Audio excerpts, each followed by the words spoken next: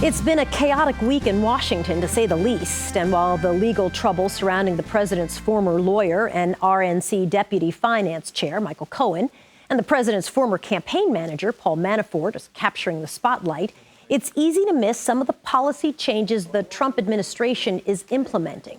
For example, HUD chief Dr. Ben Carson recently gutted an Obama-era regulation designed to combat segregation and discrimination in housing.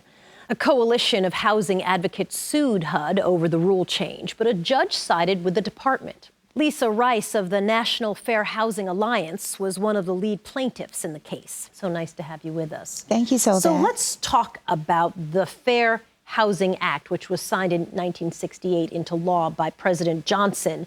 What is fair housing? What does it mean? Well, fair housing simply means that people have the right to live where they want to live in their community of choice, free from discrimination. You had hoped that Dr. Ben Carson, who runs HUD, would challenge and aggressively challenge housing discrimination. Has he done that? Not when it comes to lifting up and enforcing a key part of the Fair Housing Act, which is the affirmatively furthering fair housing provision of the Act. What's that mean?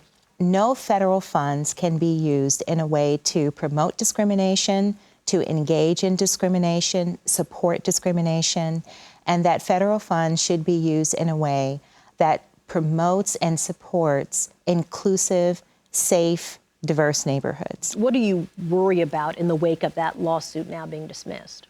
It eliminated what is called the assessment of fair housing tool.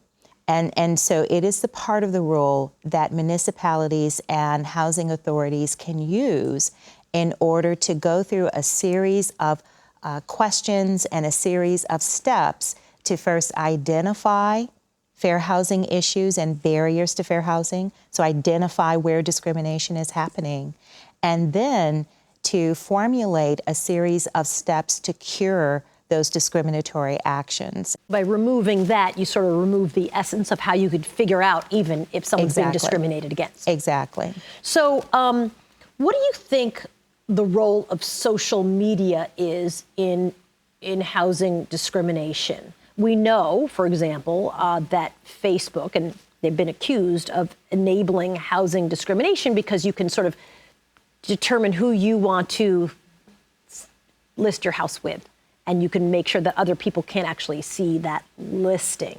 What entities like Facebook have done is they have created a modern-day, high-tech system of restrictive covenants. Because they have the advertising tools that limit who can see some of these houses posted for sale, for example. Exactly, and not only does the tool limit who can see, but if you're a housing provider and you had no intention of discriminating, you had no intention of limiting who could see your housing ad, Facebook actually asks you, hey, do you want to do this? Do you actually want to limit who can see your housing ad? Are HUD and the Fair Housing Authority on the same side in this particular debate when it comes to looking at how social media is playing a role in advancing housing discrimination?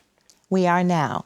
Initially, Secretary Carson had dismissed the complaint against Facebook, and then recently, you just saw a couple of days ago, that the Secretary issued a charge against Facebook and will be proceeding. So yes, we're on the same side on this technology matter. Lisa Rice, it's so nice to have you. Thanks for being with us. Soledad, thank you for having me.